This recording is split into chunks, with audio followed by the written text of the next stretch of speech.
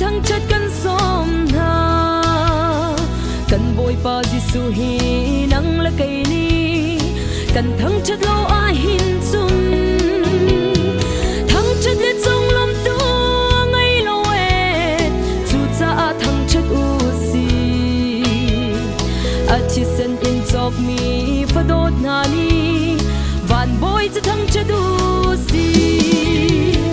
mi phun vial de ni e thăng chất u si hol phun kip ni thăng chất u boy lo tu na zong ni thăng chất u anun na pe tu a si say no leng la vale no dar patar di lakin thăng chất u si hi valai avan boy thăng chất san hi sao gần ngày tin hà lại lo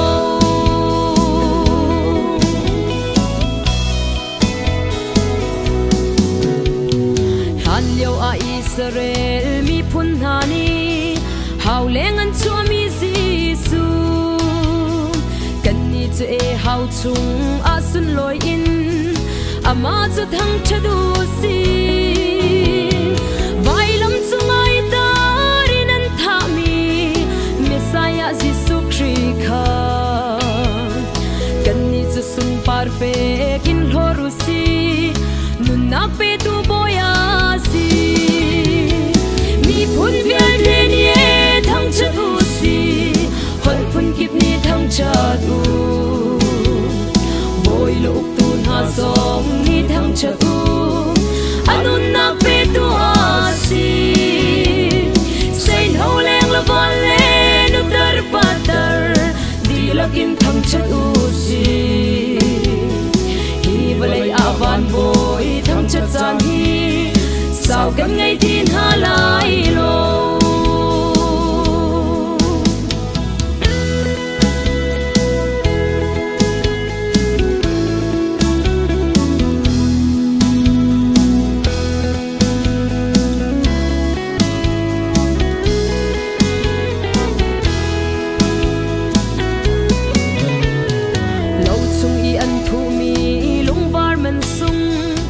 mu phiang lâu tu ni chun dây re lâu in elam chin ham han se mu phiang tun ha cha chun asung loi tuk mi ro si cha a chong lom in thăng chất u si ama kan thăng chất hi kan ni cha a tak sa thrau kan dam na mi phun vial de ni thăng chất u si hol phun kip ni thăng chất u boy lo tu na zong ni thăng chất u anun na pe tu a si say no leng la vale no dar patar di lakin thăng chất u si hi valai avan boy thăng chất san hi sao gần ngày tin hà lại lo